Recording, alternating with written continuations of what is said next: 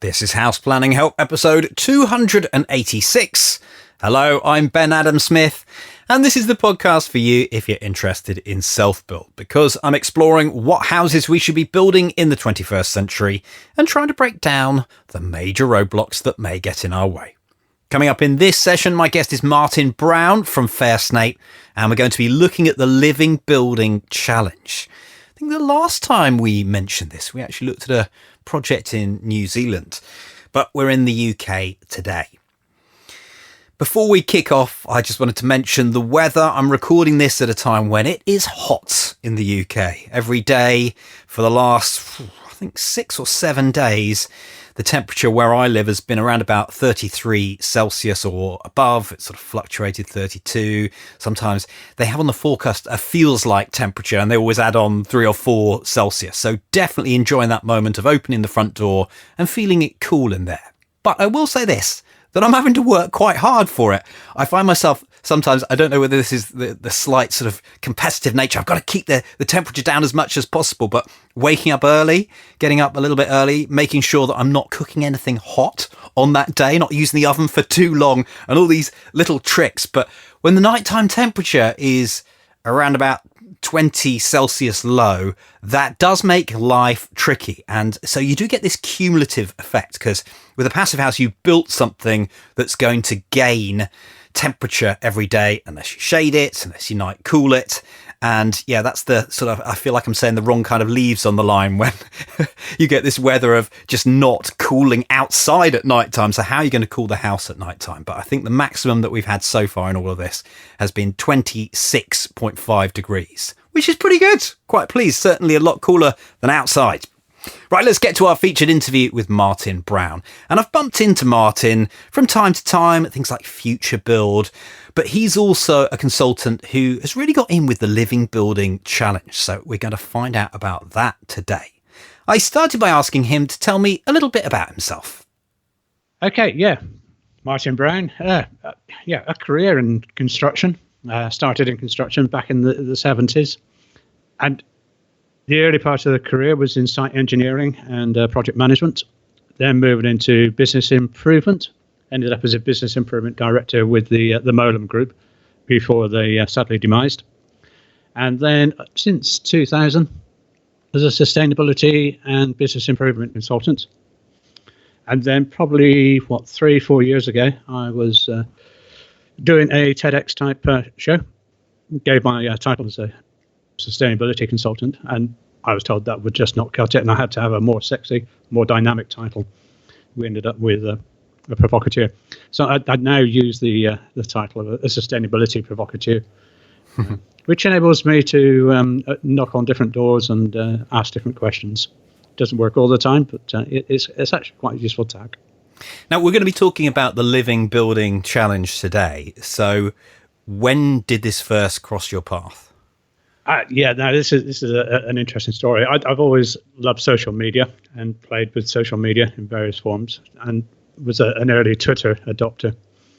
So 11 years or so ago, I stumbled across a Twitter feed from the ILFI, the Institute for Living Futures in Seattle. They were holding their own conference. And suddenly here was a group of people who were discussing the same sort of things that I was discussing in the world of sustainability. I alerted a few friends who were also on Twitter, and we all tuned into it. It was a 2 or 3 day event. And between us then, we sort of pledged to do something in the UK and bring Living Building Challenge and the other programs into the UK. We then formed the UK Living Building Challenge Collaborative, which was kindly hosted by Leeds Beckett University. And we had guest speakers from the States give us some discussions and webinars via Skype. And slowly we gained a bit of traction here in the UK. And what was it that you liked about it? Why that in particular? It was a breath of fresh air. Probably need that more than ever at the moment. But back then, 10, 11 years ago, I think sustainability was getting a little stale. It was more or less focused on energy and on waste. And I think we could see something much bigger there. We probably didn't call it as such then, but now we would call that regenerative. I doing more good than just striving to reduce impact. So I guess it was that different thinking. There was also a nice connectivity with nature. The Living Building Challenge uses flowers as a metaphor and takes lots of its messages from nature. So that was nice. And at the time, we were presenting at an organisation based in Leeds Beckett called Green Vision. And we had a series running for a year or so called Healing the Future, of looking forward and doing different things to sustainability. So it just hit a number of topics and resonated with what we were doing at the time. And maybe you can explain those petals then. Those are really the categories, aren't they, that they focus on? Yeah, indeed. The Living Building Challenge, as I say, uses the metaphor of a flower. And so it takes 7 elements, which are known as petals, which describe a regenerative building. So we're looking at place, how a building is aligned to its place, bioclimatic, and the ground conditions, etc. It looks at energy and the requirement for a building to generate 105% of its own energy on a net energy basis without using any combustion. It looks at water. And again, a building should be independent, harvesting its own water and cleaning its own water before it goes back into the ground, very much like a tree would function. It looks at health and happiness and having a civilized environment, a healthy, just environment. It looks at materials. And the material petal is probably one of the ones which gives projects the hardest time, because it ensures that there are no toxic materials that go into the building, and is founded on the red list of 20 or so prohibited materials. And then we have the equity petal, which really seeks for buildings and those working on the buildings, the project partners, to be just in their approach. So it's like corporate social responsibility for buildings and for organizations. And then the final petal being the beauty, which picks up beauty and spirit. The concepts of biophilic design workshops are mandatory, but also inspiration and education. So each building should really inspire the next generation and educate the next generation, and indeed the next project. So I've got a few questions off the back of that. Let's just start with the regenerative side of things. How does it quantify that we've had a success and it has regenerated the area, added more to it rather than taken away? Yeah, good question. One of the unique things about the Living Building Challenge is its post-construction performance criteria. So a building has to demonstrate its design intent for 12 continuous months post-occupation, particularly on water and on energy. So the quantifiable elements are monitoring those elements for 12 continuous months and demonstrating that the building is generating more energy than it uses by 105%. And indeed, it has a responsible approach to water, that is taking just what it needs, cleaning what it needs, and putting it back into the ground. So autonomy is important. Yes, yeah. And I think, again, that's another attractive thing about the Living Building Challenge. It's very, very tough, and it's one of the most rigorous. But it doesn't tell you what to do. It enables teams to come up with their own solutions to meet the petals and the imperatives. So the imperative for energy, for example, is to generate 105% own energy without combustion. But the means of doing that largely are down to the innovative and inspirational approaches by project teams. Now, you've had a chance to put this into practice along with Barbara Jones and various other people at, you tell us about the project a little bit.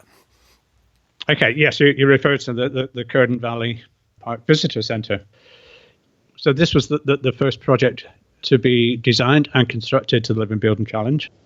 And the project came about by Barbara Jones being part of the collaborative I mentioned earlier, based in Leeds. And Barbara had already had this project partially designed or nearly completely designed for the trust at Curtin Valley.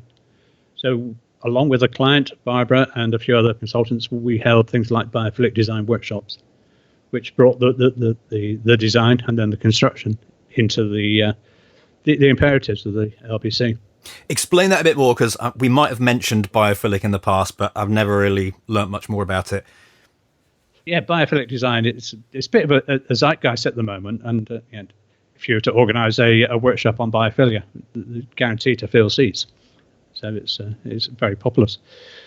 But biophilia itself, it's been around for quite a while, probably brought to fame by E.O. Wilson, one of the eminent ecologists. And biophilia effectively is our love for nature. E.O. Wilson theorized that we have an innate love for nature. And the more we shut ourselves away from nature, the more problems we pick up, be they health problems, mental health problems, social problems, etc. The discussion is now moving into, well, how can we make the whole biophilia thing beneficial for us as humans, but for nature in terms of conservation and rewilding and improving our local environments. So how do you do that within a building then? That's a very good question, and there are lots of options people can take. There are a number of frameworks, and the one I prefer to use is the 14 Patterns of Biophilic Design, produced by Terra and Bright Green, a consultancy outfit based in New York. The 14 patterns would take you through literally 14 areas which you can use to improve your building. And those range from, yes, putting a plant in the corner for which you will get minimal impact, all the way through to a building which has a forest, internally has open light, has views to distant landscapes. It's full of good natural patterns. The building would be able to, occupants within the building would be able to sense changes in the daylight outside, changes in the seasons. So that there's numerous approaches what one can take, designers can take, to open up our buildings. Because it's quite interesting walking around that building, and I've experienced this in other straw bale buildings, but it just has a certain feeling, doesn't it? Are you able to pinpoint what I mean more than I am? Because I don't really know how to describe it. I think that's a good description. It has that certain feeling. And it's something that everyone comments on when they enter the building. More so when before the building came into use, you could really sense that difference. Yes, straw bale construction itself is a breathable construction. So you have that fresher, cleaner air internally than you would in a normal building. And I think when the building was freshly constructed, there was none of that chemical smell. There was none of the drying cementous smell that you associated with new buildings. And largely that's down to the Curtin Valley project contains no cement and no concrete, but I think more importantly, it contains no real toxic chemicals, no formaldehydes, no prohibited adhesives. So you get that really nice fresh smell, and that's one of the senses of biophilic design in many ways. How do you do that then? Because I know it's one thing saying, oh yeah, you just build a building without those materials in, but that is a huge undertaking. And I remember Barbara telling me a bit about, even down to the wiring. Okay, you might not be able to eliminate things completely, but they were very particular about the type of wiring that they chose. Absolutely. Just what I recommend to project teams, and we now have 2 projects here in the UK, but what I recommend is you just become very pedantic. And there are various tracking devices you can use. But the best way is to make sure the specification up front doesn't contain any of the so-called red list materials, and then to check as those materials are procured and incorporated into the building. So how is that red list put together? The red list originated from the ILFI, Institute of Living Futures, and it's identified as, I think it's 21, the 21 red list products or elements, chemicals, that we should not be using in buildings. Each one having some form of impact on our health, whether that impact is in the production or extraction of the material and the production of the product, or in its installation through the building process, and then through the life of the building itself. And another interesting aspect of this building is that it was constructed by the volunteers, which to me, for such an important project, you'd almost think you wouldn't want to go down that route. But how did that go? That went very, very well. It went very well in terms of getting people involved and people picking up new skills, which interestingly is part of that inspire the next generation. So it meets the education and inspiration pedal. But one of the downsides of self-build, you're very dependent on people turning up when it's raining. So the actual construction time took far longer than one would anticipate for a building of that size. Right. So you just need to go at the pace of skilling people up and where you're at. How is it managed, that sort of thing? I don't know whether this is moving off your territory, but you obviously still need some strong management. Oh, yes. I mean, the project had a project manager, which was the client from the Curtin Valley Trust. The actual straw bale construction, which was done under a training school, was very well managed, and that was done as a 2-3 week training module organised by Barbara at Strawworks. But it was the carpentry, and we had a wonderful small gang of carpenters who worked on it for a number of months, and then the volunteers who put the render to the walls, etc. Yeah, if it was a nice sunny day, there would be a good number of volunteers there. If it was a wet period, well, probably better things to do at home than go and stand in the wet and render a straw wall. Can you describe the entire construction then from ground up, just so we get an idea of all these materials that are going in and what it looks like? Yeah, indeed. The foundations are based on Barbara Jones' innovative approach not to use cement and concrete. So the foundations themselves are made from discarded rubber tires. And interestingly, one of the requirements of the Living Building Challenge is to incorporate waste or recycled materials. So we were hitting another element there. So yeah, the foundations, tires with round stone, which take a holding down bolt, which then take the timber posts. So the whole structure is a timber frame. Many of the timbers were harvested on site. In fact, Curtin Valley did have an FSC certification at one stage. We had to import some of the roof shingles and some of the structural timbers, but many of the decorative timbers you saw would have been harvested on site. So then the infill in the timber frame is the straw bale wall construction. The interesting and innovative approach, again, which Barbara uses, is to construct the roof first. So we then had a dry interior space on which to construct the straw bale. Once the straw bale was in place, shims were taken away from the top of the roof posts, and the roof basically dropped down onto the straw bale to make a semi-load-bearing straw bale construction. And then the walls were rendered with a lime render, and internal works commenced.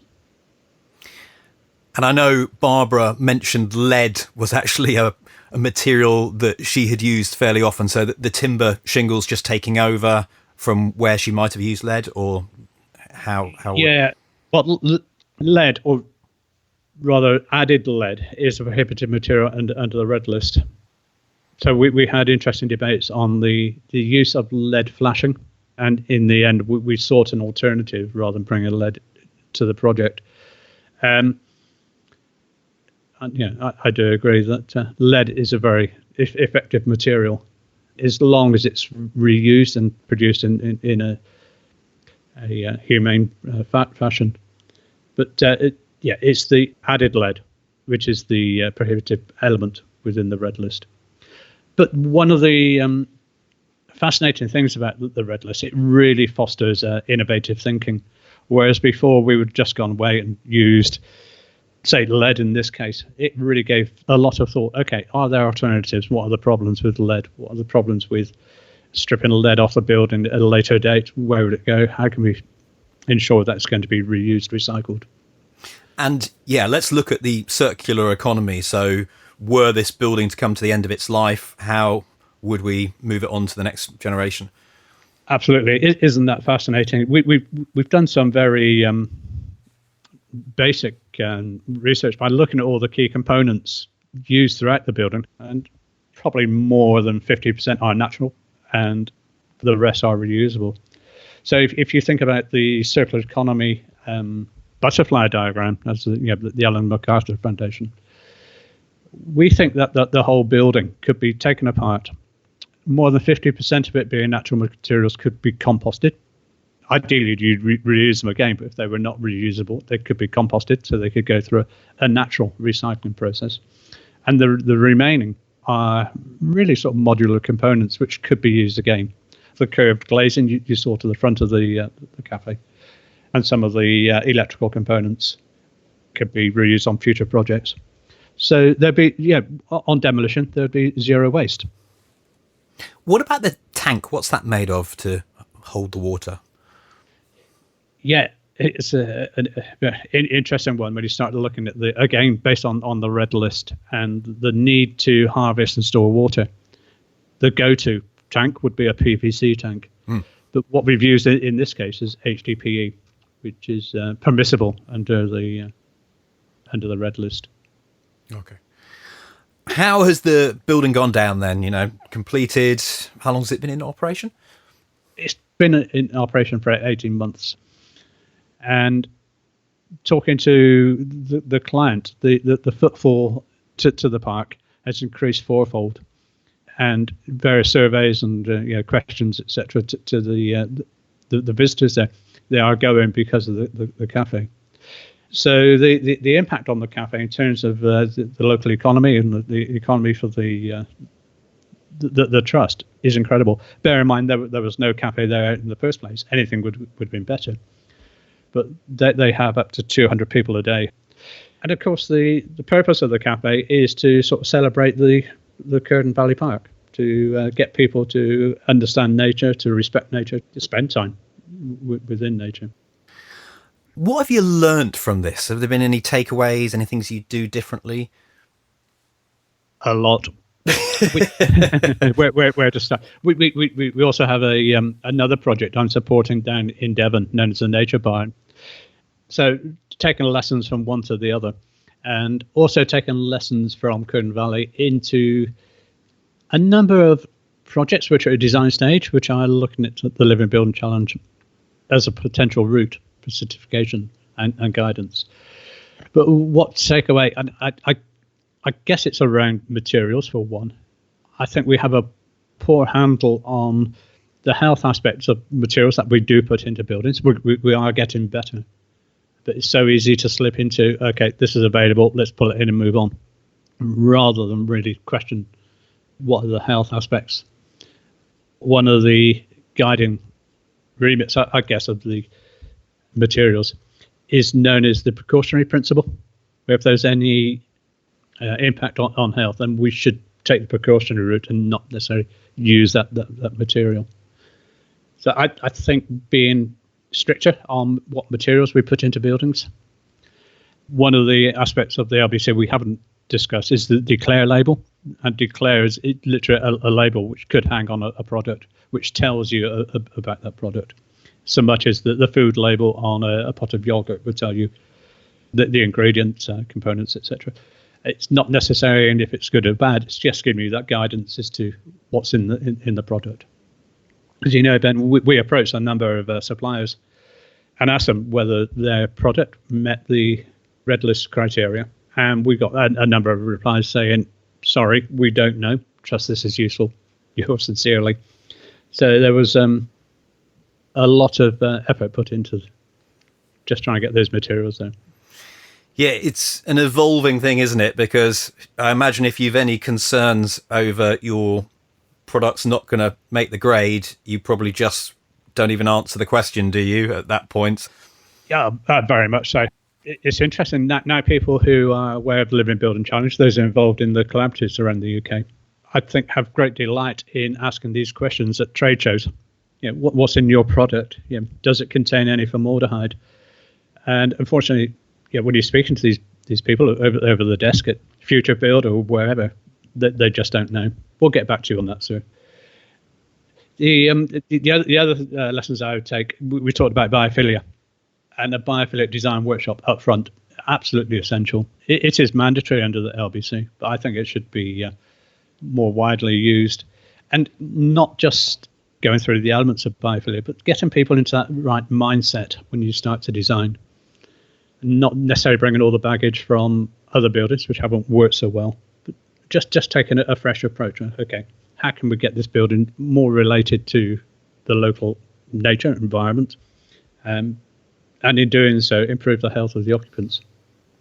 How have they found running the building? Because I know when you're looking after your own water supply and you haven't done that before, are there any challenges there? Yes, the team down at Kern Valley are regularly checking their energy. Energy is supplied by solar power and ground source heating. So they're regularly checking that against usage. And I think the challenges are, and this is probably related to the whole climate change agenda. Last summer, we had incredibly high temperatures up here in Lancashire, which in a cafe producing food all day long sent the internal temperatures quite high, which put additional pressure on the fridges and things in the park. So having to be able to manage that, incredibly high temperatures, a lot of people, 4 times the anticipated footfall, was a challenge. And I think at some point, the project team there said, okay, let's just see what happens. Let's see what the what this actually does on our energy supply and demand and use. Is there anything else we should know about the Living Building Challenge? Yeah, how long do we have? There's so much there. It's interesting that the Living Building Challenge seems to be one of the few, if not the only, standard which will meet the RIBA's 2020 Plan of Work Sustainability Outcomes. If you picked up a copy of the Sustainability Outcome Guidance, it lists the current building standards and how they can meet what RIBA see as the things we need to be doing to meet their 2030 challenge. Living Building Challenge is the only one which meets them all without additional options added on in comparison to LEED and to BREEAM. I'd veer away from making that direct comparison between all the standards because they're all different for different purposes.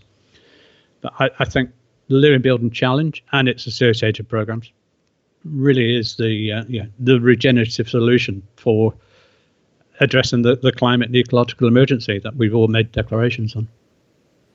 Well, we'll link in the websites and so forth so that people can read in some more. Martin, thank you very much. Thank you, Ben. Yeah, interesting and enjoyable to discuss this with you. Yeah. houseplanninghelp.com/286 for a summary of our chat, to take a look at a few photos as well of Curden Valley Park. We'll also provide you with a link there in case you want to go and visit. Links to Martin, to the International Living Future Institute, all within the show notes today. And if you've got a comment or you'd like to ask a question, you can scroll down to the bottom and type away there, houseplanninghelp.com/286. Finally, a hub update. We've got a new video on my own self-build project in the latter stages now, and this one looking at decoration. You do have to do it at some point, and you don't necessarily have to attack it with paintbrushes and rollers and all the rest of it. In our house, it was spray painted. What that meant was just a lot of very fine, wavy motions going up and down. It was quite an interesting thing to watch. And the finish is what's so nice when you're applying paint in this way. What I'm not so sure about is redecorating as we get to that stage a couple of years after living in the building, how smooth our redecoration is going to be unless we spray paint it all again. But surely that can't happen. I need to investigate there. So we look at that. We look at second fix progress. Mainly it's plumbing, I think, in the shower rooms, service connections, all of that in the latest video that we've added to the hub. We've also got all the other stuff, the live training, the courses, the community forum, the office hours that I host every Monday. If you just want to have a chat with me, houseplanninghelp.com/join if you want to find out more details. That's your lot for today. Thank you so much for being there. The House Planning Help podcast is produced by Regen Media, content that matters.